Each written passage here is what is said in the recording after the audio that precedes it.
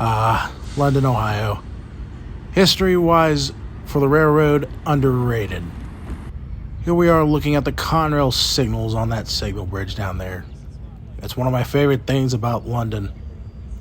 The Conrail stuff and history still abides here. Here we are at the Maple Street crossing here in London, Ohio, with NS train 171 with a Dash 9, an AC-44 C6M, and 3 RJ Cormans. The old crew has brought the train to London because it couldn't fit anywhere else, waiting for a new crew. The train is about 12,900 feet on this day. So this is really about the only place they could put him, where he wouldn't be blocking any crossings or fouling any signals. The signal heads on the left govern movement out of the siding onto the main or down a storage track towards the soap factory. The 2 lights on top of the red have been removed to indicate slow or medium speeds, or restricting. The bottom head has all its 2 lights to indicate speed. Just about a couple hours later, the crew van for the old crew shows up, but without the new crew. The black van came up from Columbus. A few minutes later, the crew from Cincinnati has arrived, finally to relieve the old crew of their duties. The crew from Columbus eventually heads back, probably to rest up and get ready to go out on another train. Shortly thereafter, 171 gets the signal to move west. Over off to the left is Caden Nelson and Rex Woods, rail fans and friends of mine. The lead engine is one of my favorite units, a classic thoroughbred Dash 9. The NS AC-44 C6Ms, which I nicknamed Toasters, aren't to say exactly a favorite of mine, but nonetheless they're okay. The first RJ Corman 3944 is ex-Missouri Pacific. I'm not sure about the other 2, but I'll do some more digging into that later on.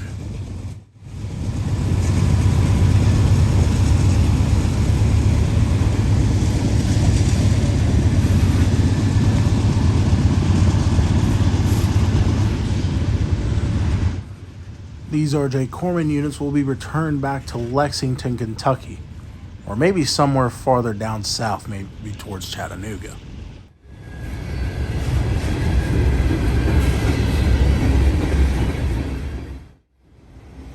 Longtime rail fans of this line will remember him as 169. Well, at least that's what he used to be until PSR began in 2019. Service designers decided to change it to 171. His size has varied over the last few years.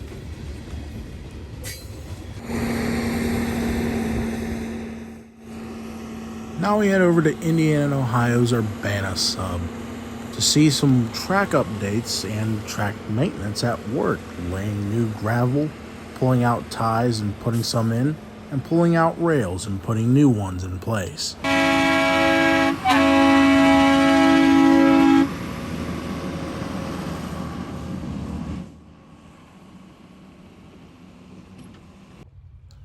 This is the little yard and storage track leading into Navistar at Tremont City Road outside of Springfield.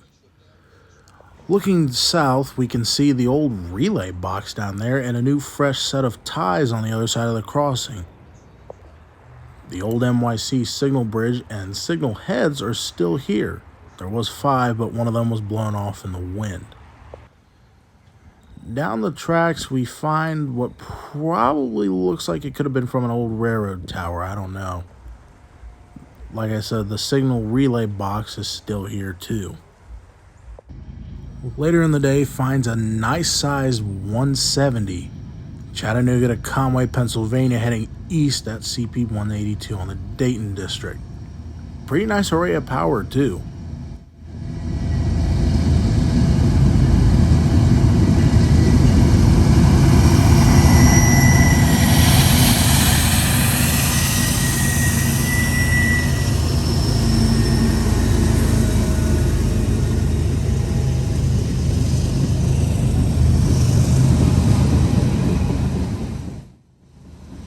NS ET44AC leading a Union Pacific AC45 CCTE with an NS-944CW Thoroughbred 3rd and an NS ES44DC 4th. Not bad, if I do say so myself.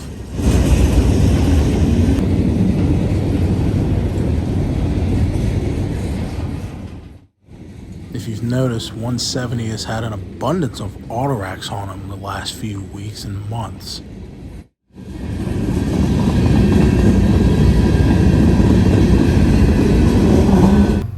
Another day at the Clark County Fairgrounds at the Route 41 crossing finds another 170 being led by an ES44AC and a -944CW. Not as big as the other one we saw the other day, but still a pretty good size, moving at a pretty good speed towards Columbus.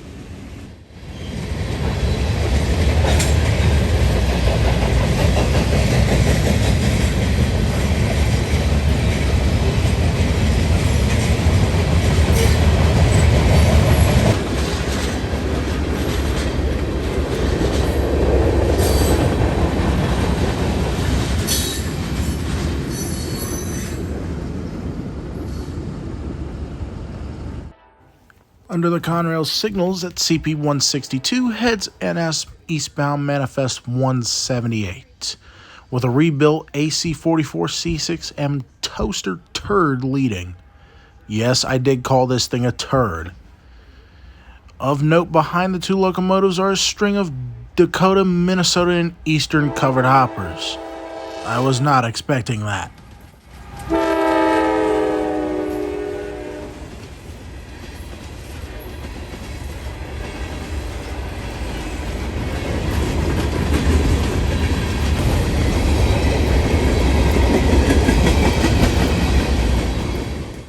One of the advantages of having a DPU, either in mid-train or on the end, is when it reduces the slack action of the couplers and drawbar.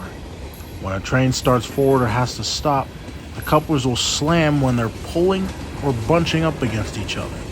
But having another air compressor, basically with a DPU, can actually help minimize that problem. Such is the case today. A lone SD70 Ace under remote control from the head end, pushing on the rear.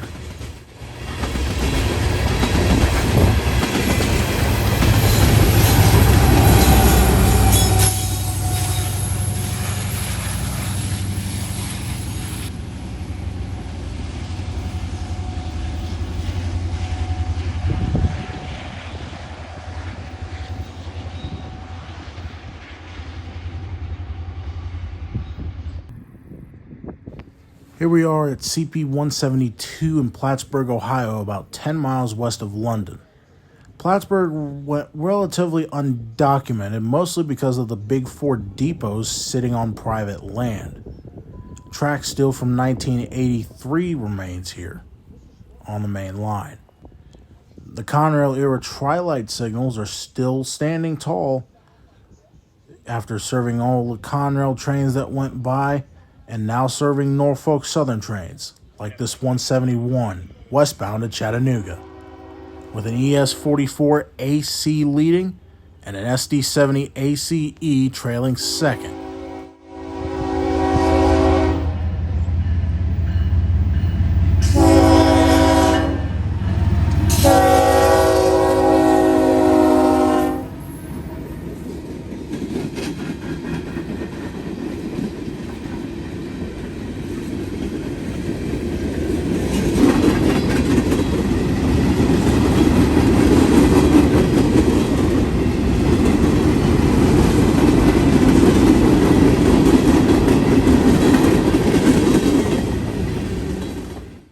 Of note are all these 36-foot N&W grain hoppers. These are either going to scrap or they're going to retirement somewhere down south. 18 of them hooked up together today on this train. You just don't see that anywhere else.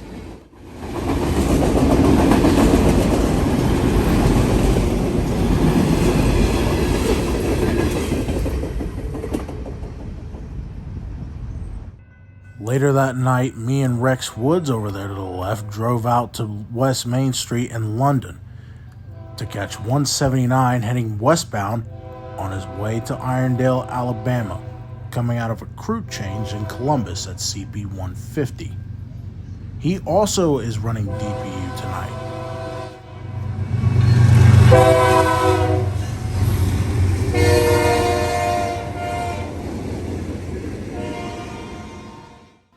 .179 ended up being about, I think, 163 or 164 cars. I got that from Raymond Castle after he caught him in Springfield about 45 minutes later.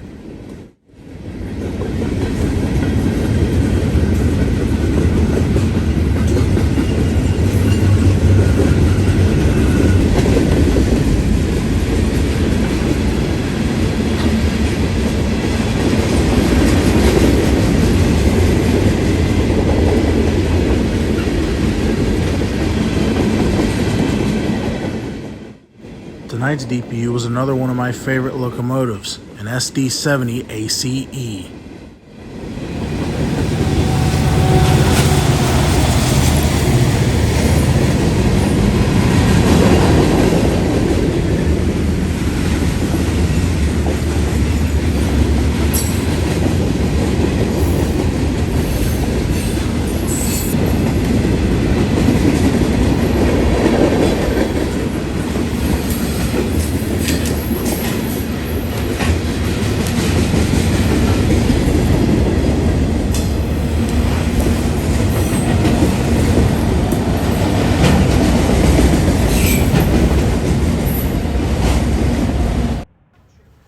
When going home, I noticed some guy getting pulled over by a police car. I like the police lights too, but the lesson here, I think, just don't speed on Main Street. Pretty bad idea. Now, DPUs aren't on every single train, even though it may seem like it most of the time. Especially if you get a long one and you think there's a DPU and you wonder why you're not seeing them. Well, it has to do with according to the tonnage. Sometimes a train won't have it and it will be extremely long, but that's because they're mostly empty. Such in case as this 171 with an SD70 Ace leader and an AC44C6M toaster.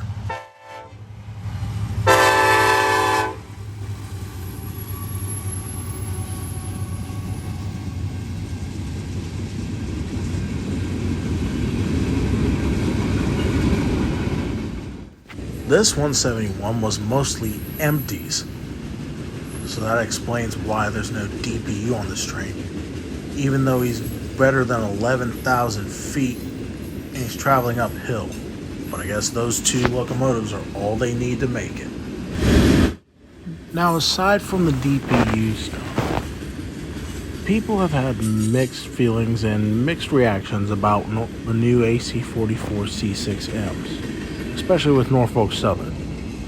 Personally, I really don't know what to think about them because they're not really new or they're not really cool or anything different. They're still a nice looking locomotive, but I can't really say they're my favorite or will be anytime soon.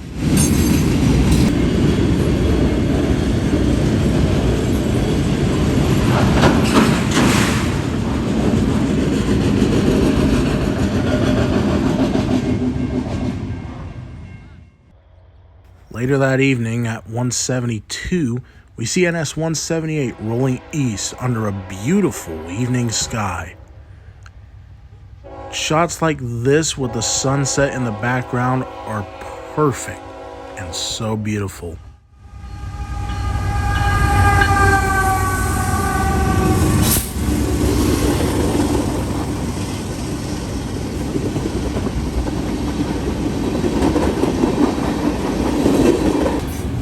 Hold on a second. Now, I was trying to get L52 out there so they could at least work the main, but they also need to...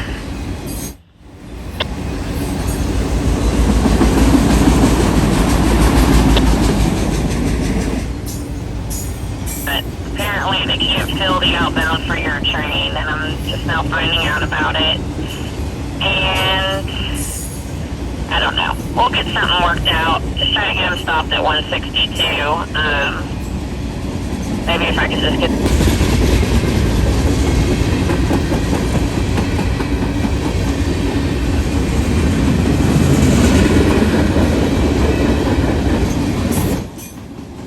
Here 178 is also running with a DPU of his own.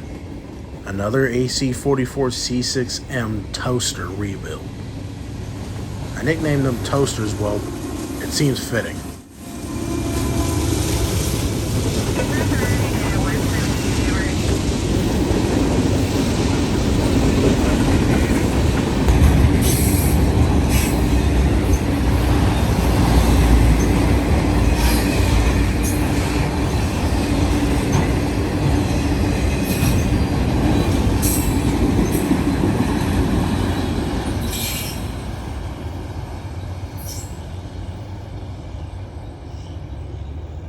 Norfolk Southern, milepost 172.4, no defects.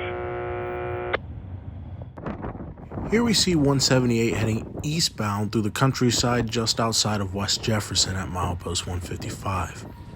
A bit of an interesting lash-up with an AC44C6M Toaster leading, a -9 44CW second, another AC44 Toaster, an SD70 Ace, and a BNSF ES44 DC. No, I will not stop calling them toasters.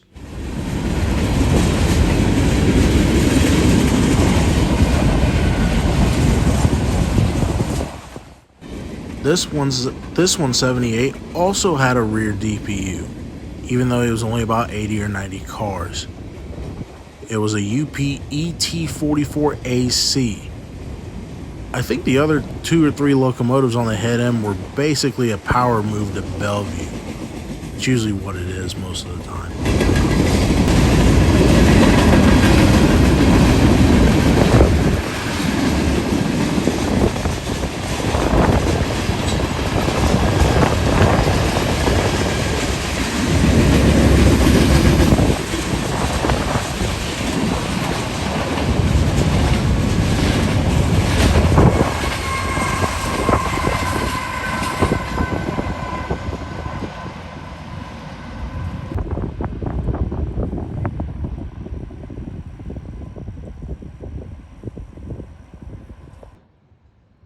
Later that evening finds NS 170 rolling under the Conrail signals in the last golden hour of the sunlight, with 2 ES44 DCs and an NS-9 44CW thoroughbred.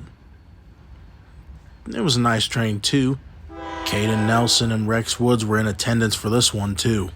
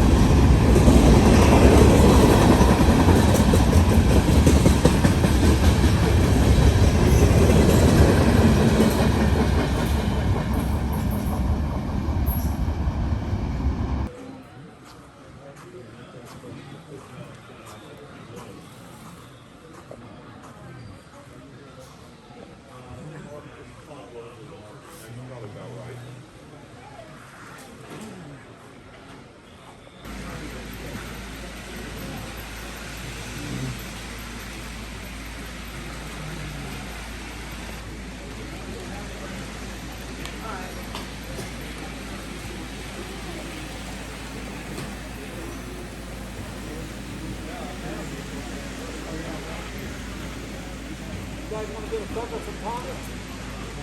Oh, yeah, there you go.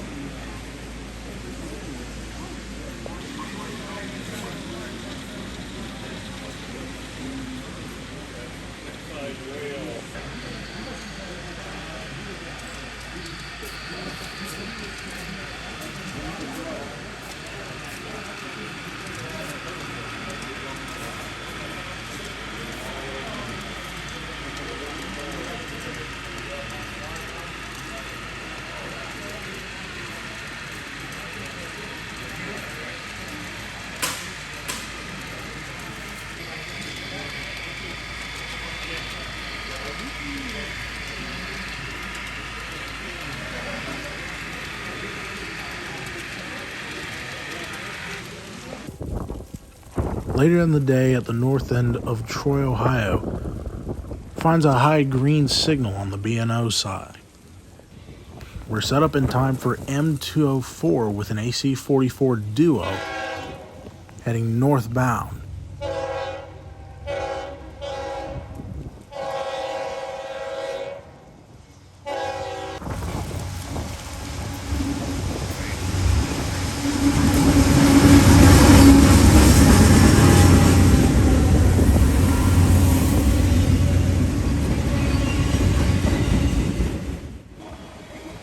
Sometimes I wonder if that house might be a little bit too close. But then again, I'm the type of person that would want to live that close to the tracks for convenience.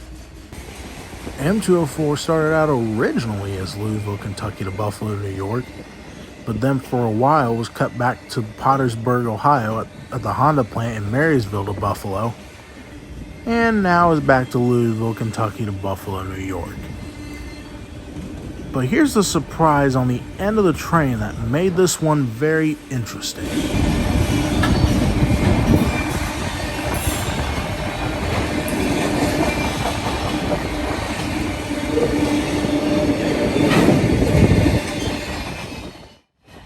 A rare caboose on the end of a mainline freight. You almost never see it these days. I have no idea how or where M204 managed to get a hold of that. Later on, the signal at South End Tip City was showing a high green for M208. Louisville, Kentucky to Walbridge, Ohio, truck frames, box cars, and automotive.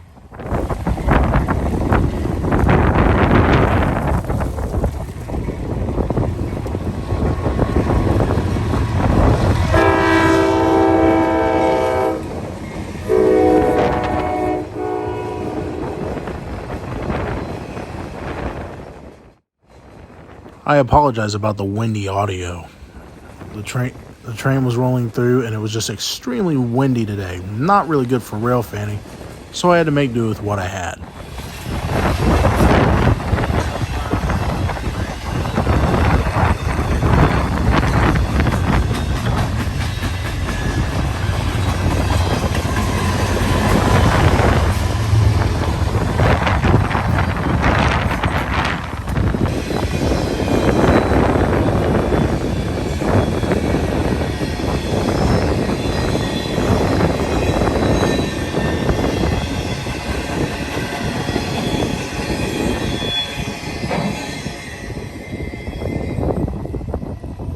I recently found out that they would be ripping out the siding in Tip City, which means the B&O signals here at the south end facing south and facing north would have to be going in the next couple of months. They already ripped out the frog at the north end.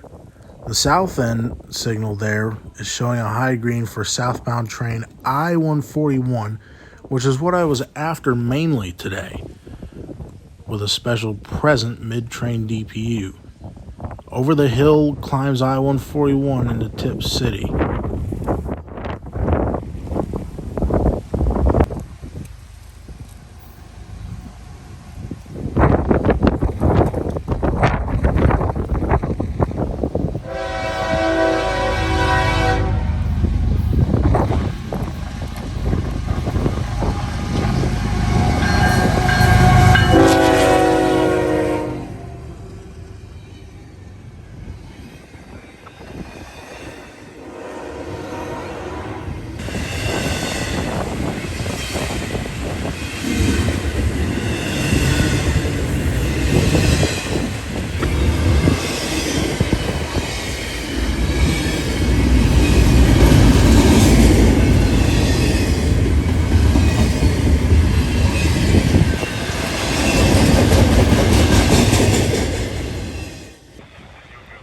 I-141 is daily North Baltimore, Ohio to Fairburn, Georgia, daily intermodal, just outside of Atlanta.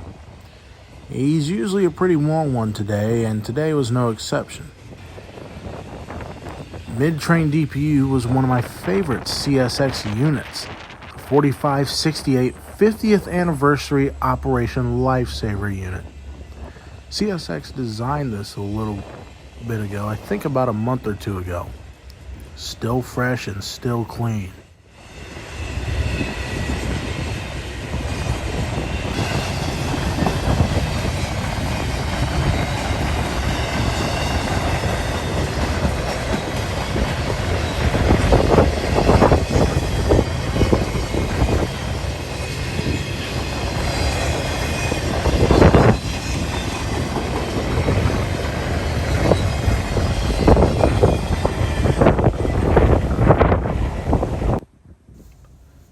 What a sad sight it is indeed. The B&O signals should be gone here soon in a couple months with the siding getting removed. It's crazy to think that these B&O signals have been around for almost 90 years, maybe even more. But a sad sight to see that they're coming to an end soon. Next, we move down on this windy day to the Dayton District at milepost 193 at Snyder Road. We're there in time to catch a passing eastbound 178 with a Union Pacific leader. 178 on this day was indeed running with a DPU, a rear one. Nice little power too, with a UP AC44CW and two NS ES44DCs, 1 second on the head end and one on the rear.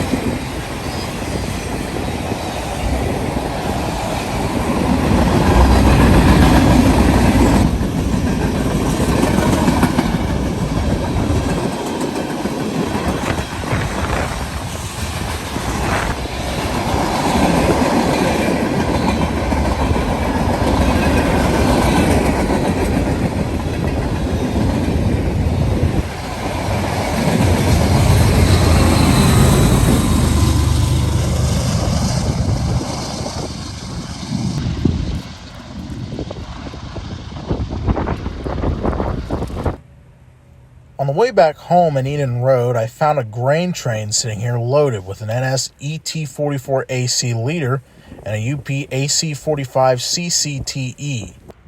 The train would end up getting another engine from Columbus out here, and then the next day would end up heading east, probably down south to Norfolk, Virginia, or somewhere down there. The next day finds us at 162 again. We're here for a meet for 170 and 179.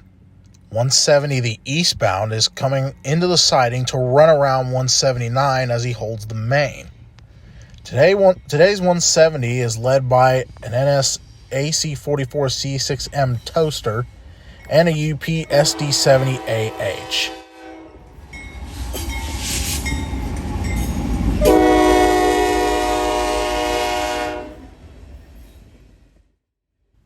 Those are noted rail fans and friends Tyler Dixon, Caden Nelson, and Rex Woods in the foreground, joining me on this day.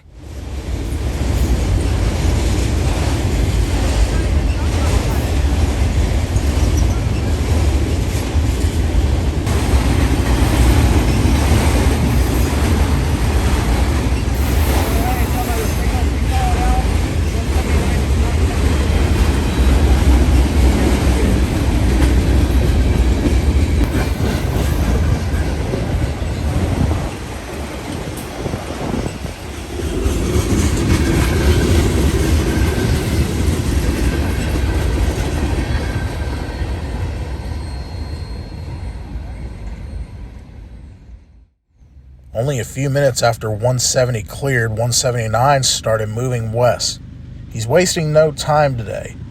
On the head end is NS 8124 and ES44AC and a Norfolk Southern AC44C6M with another C6M mid-train. That one we'll see in a second looked really burnt, almost like someone was out to get it.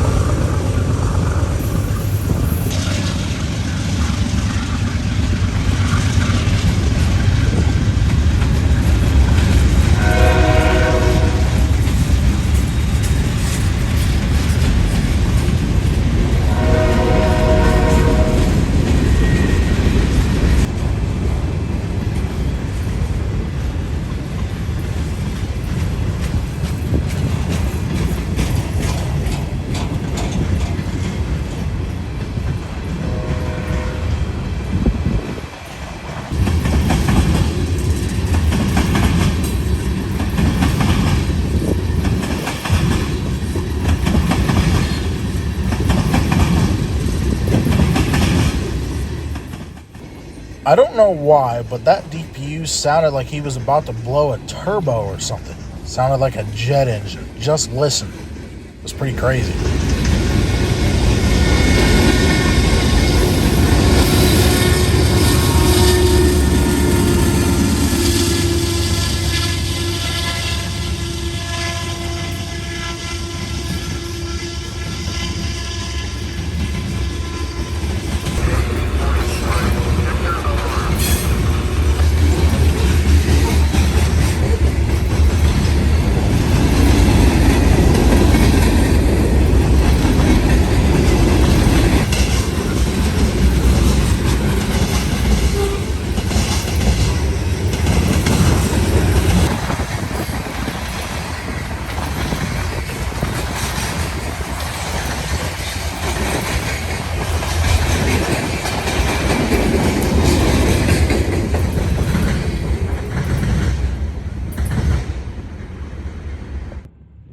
Later this same day, 171 heads west through London with an SD70 Ace and a UP AC45 CCTE for power, hauling a long train.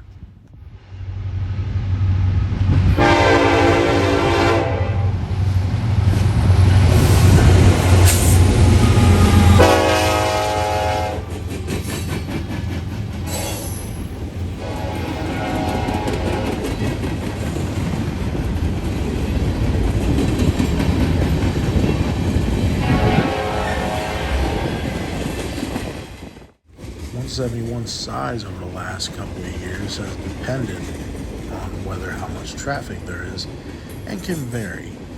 The biggest I've seen him is at least 215 cars, and the shortest I've seen him is only 28.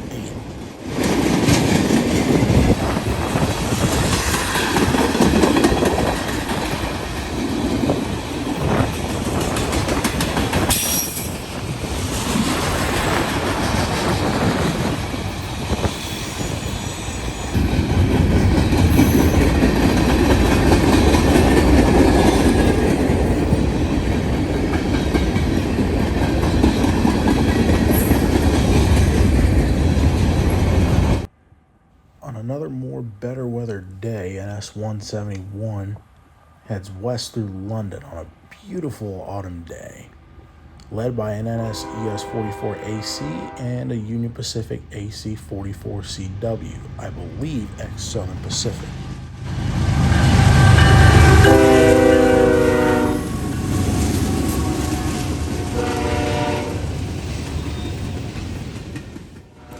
.171 was an absolute beast this afternoon.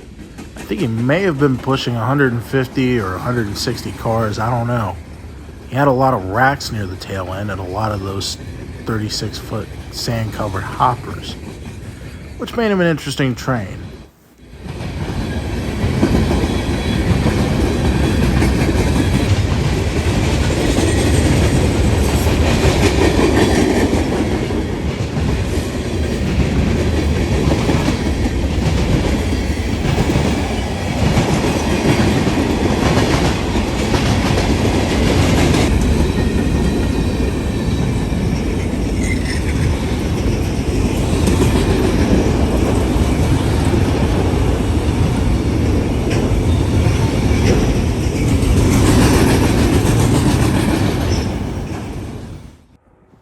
Next behind 171 was NS Train 179 with a Union Pacific AC-45 CCTE leading solo today. Interesting. Why was this train leading solo? Well, it happens to be a case of the DPU capability. I'll explain here in a minute.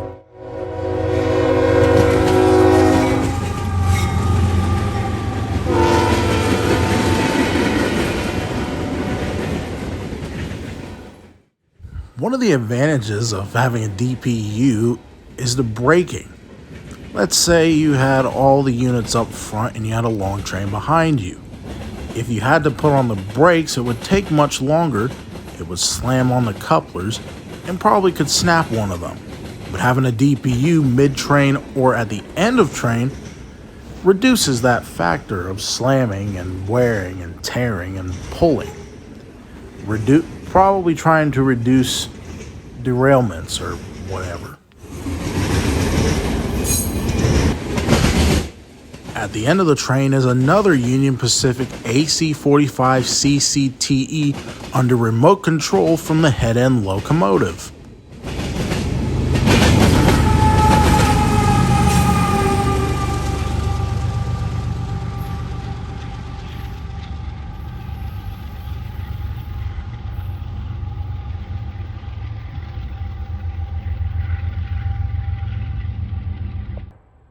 A little bit later is westbound loaded grain train 50R coming from somewhere out of Columbus, or maybe Circleville. A nice SD70 Ace and a smoky Dash 944 CW power this train uphill.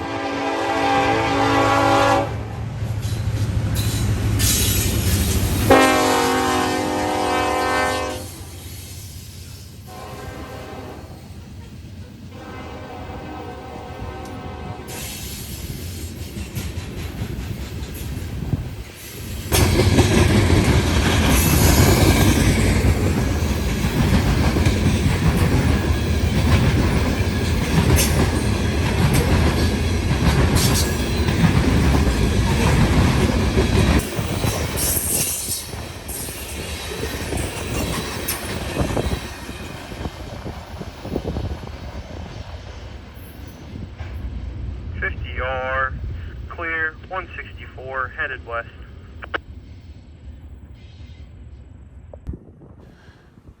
Later, I find myself at Springfield, Washington CH Road, just south of South Charleston.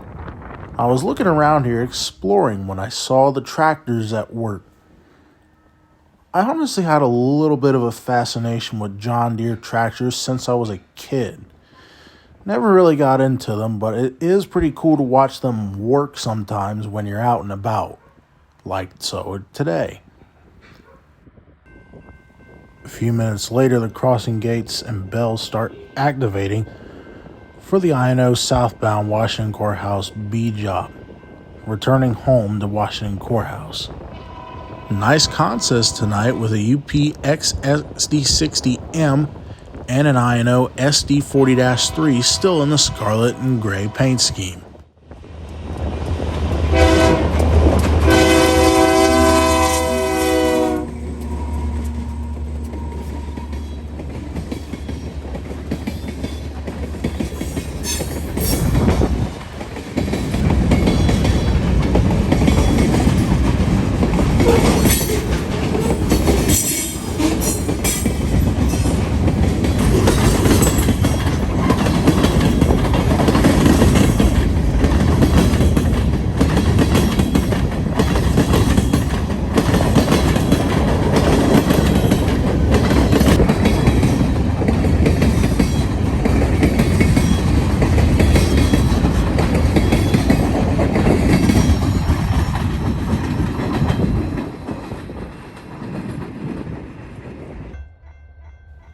Next morning finds me at East Possum Road, shooting the INO northbound Washington Courthouse A job heading into Springfield. The Springfield local that was already in the yard was telling them they needed to come down the middle track since all the other tracks were full. Leading this train is 3472 X Missouri Pacific number 3223. followed by an XUP SD60M, number 2411, a Triclops. Third, ex-Union Pacific number 2446, and Ohio Central System number 4023, ex-Rock Island number 4794. Quite a lot of past railroads for this train. Find that pretty cool. He even had a rare oddity in the train I hadn't seen for a while. A Southern Pacific gondola with the Southern Pacific speed lettering on the side still. Pretty cool. The light was honestly pretty terrible over here in the mid-morning, so I ended up jumping down to the yard to catch him entering. It was a much better decision as the light proved much better here.